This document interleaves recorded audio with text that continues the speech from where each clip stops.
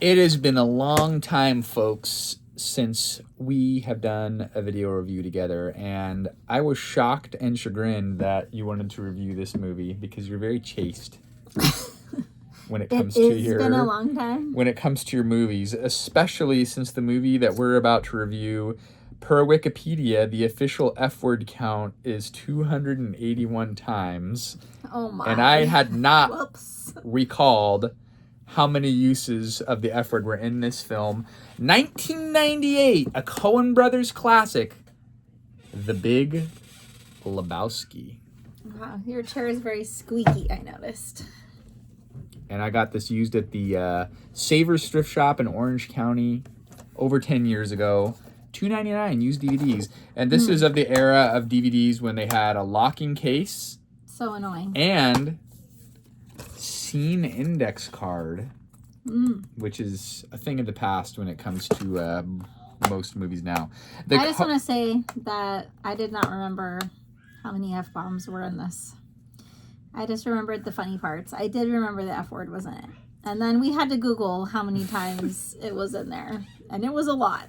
So this movie was written, directed, and produced by Joel and Ethan Coen.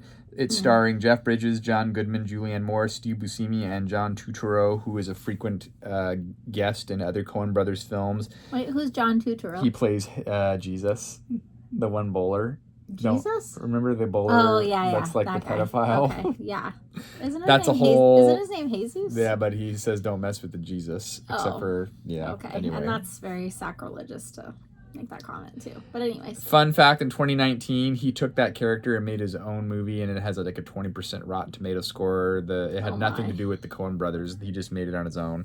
Uh-oh. Okay, so again, 1998, this movie comes out. I would have been 11 years old. It was released on January 18th, 1998. 1 hour and 57-minute runtime. Not bad. This movie is 8.1 out of 10 on IMDb. Rotten Tomato critic score, 79%. Audience score, 93%. This movie was a commercial failure. It's considered a commercial failure. When it came out, on a $15 million budget, it grossed $48 million, which is not considered great. Uh-oh. It came out, they made Barton Fink and then Fargo and then this movie in like a very short amount of time.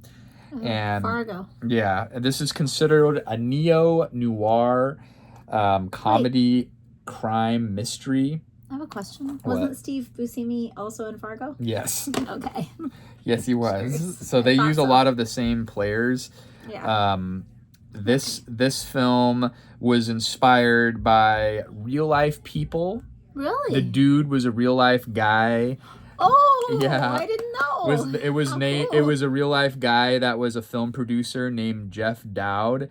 And there was a couple of other people that they knew from the cinema world that they also kind of took lines from. They had another friend who was like a slob, and he would always say that this rug ties the room together. They pulled lines from real life people. Oh, no. They were heavy into the Raymond Chandler novelist, which I have a big Raymond Chandler compilation book on my nightstand right now that I got at the thrift shop. He does a lot of mystery crime novels, Pulp Fiction stuff in the 50s about the LA area. It's also influenced by the 1970s neo-noir film The Last Goodbye, starring Elliot Gould, which is also an adaptation of another Raymond Chandler novel. So if you want to read some Pulp Fiction LA crime noir, I have a big book that thick. Raymond Chandler. He's a famous novelist from the LA region. Okay. This movie takes place in the early 90s. It came out in 1998. It has since become a cult classic, so much so that it was inducted in 2014 by the Library of Congress for their National Film Preservation.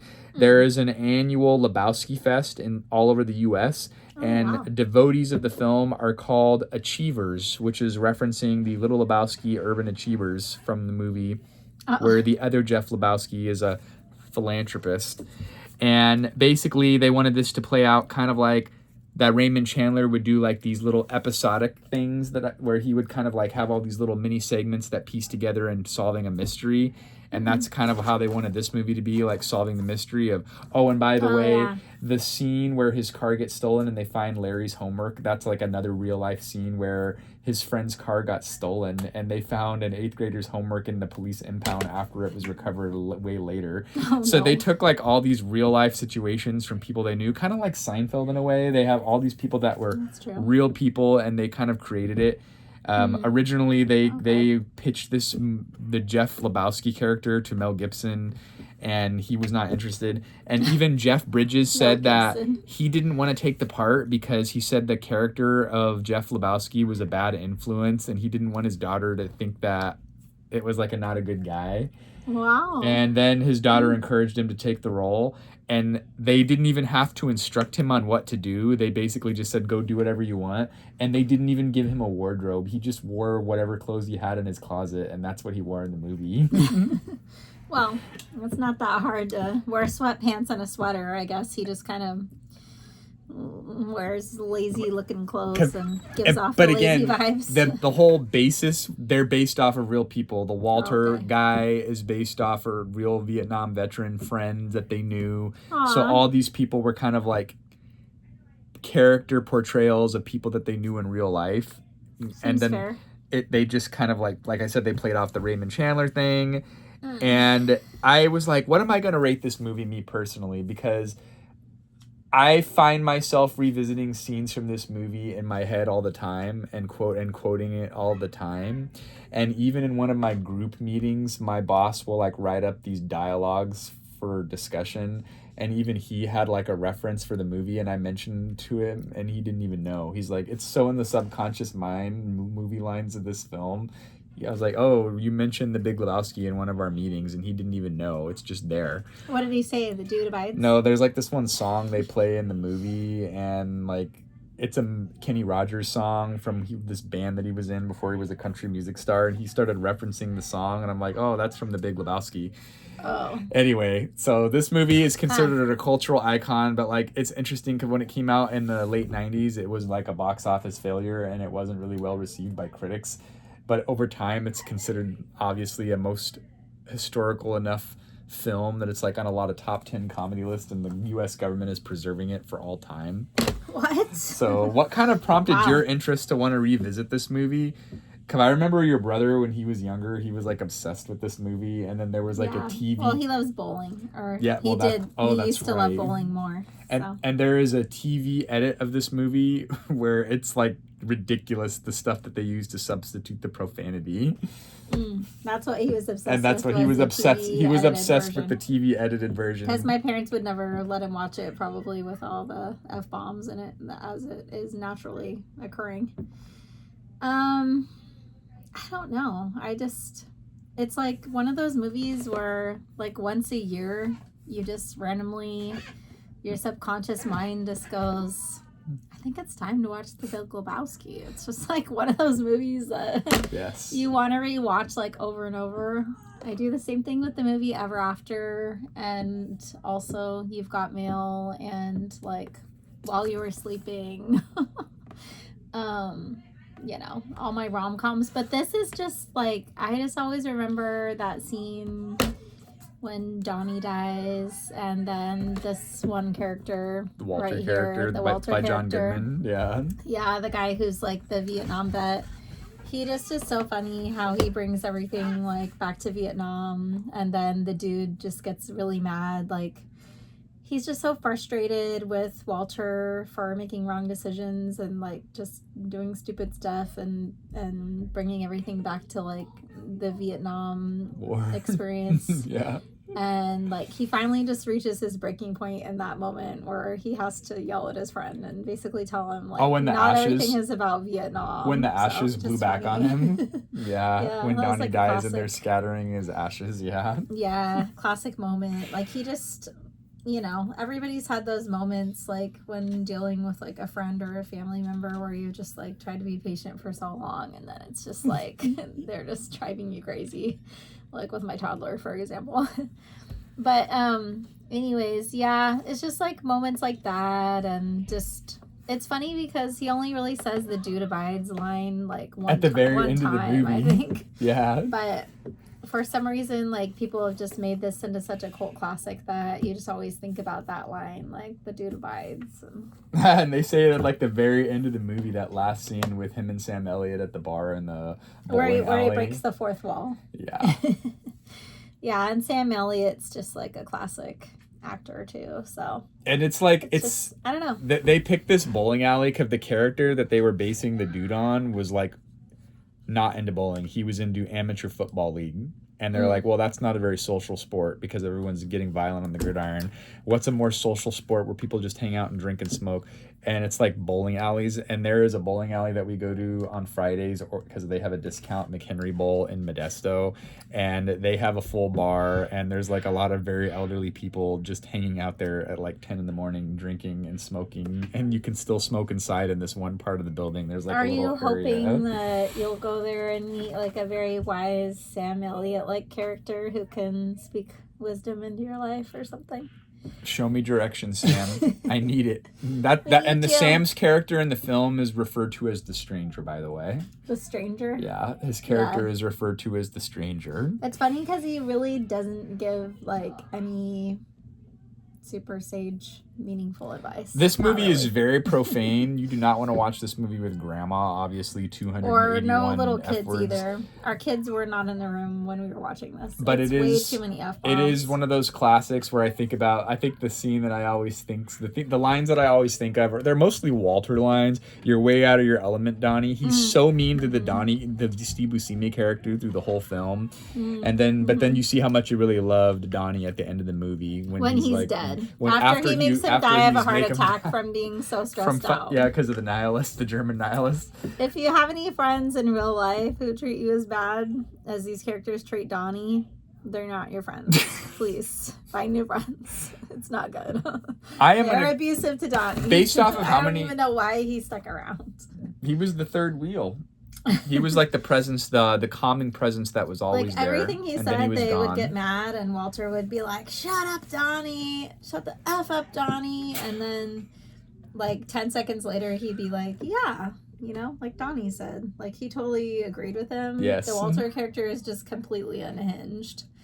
And then you have the dude character who's supposed to be like really lazy and like not like a smart guy or doesn't make wise choices, but ironically, he's like the one person in the movie who has like more wisdom and like has a better like plan with everything and tries to do the right thing, and he's not even like really that lazy. Like every bad situation in that movie is created by Walter kind of like crowbarring himself into the situation and taking it over, and he's like, we're gonna do this because I have all this expertise. Yeah, Walter's completely unhinged, and then Donnie's just kind of like an innocent bystander who should have gotten like the heck away.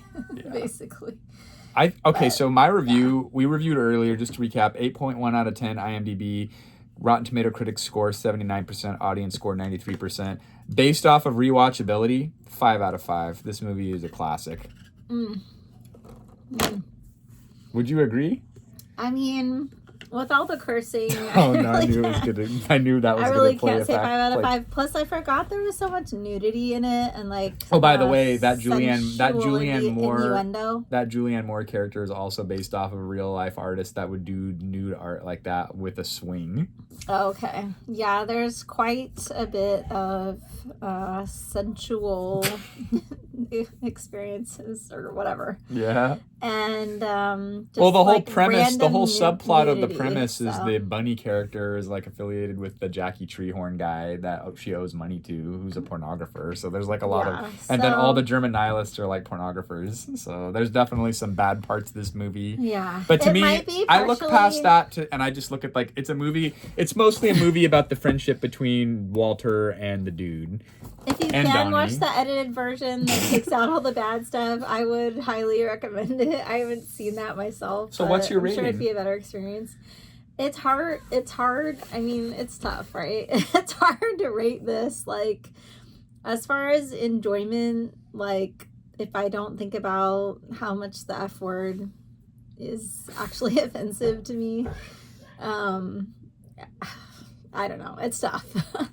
I like the movie. Like, he quotes it so many times that's probably what makes me think of watching it again as well. But I guess I'm 4 out of 5 as far as like the entertainment like aspect, but then if I think like as far as like family values or like this is not a family value movie. And I guess I'm probably like a 1 or 2 out of 5 on that because it's like pretty bad. But like really, I don't know. I've been thinking about how maybe I've just been desensitized because it's pretty bad. But I think it's just like you can't help but like this dude character. Like he's just so like chill and like laid back and like he just like, I don't know. He's like a likable character because he still tries to do the right thing. And I think he just comes across as lazy because he's like just so like chill. Like nothing really bothers him. But then stuff happens that like would bother anyone. Like people breaking into his house, destroying his like, whole apartment, stealing his rug, destroying it. Oh, someone's coming. It's the baby.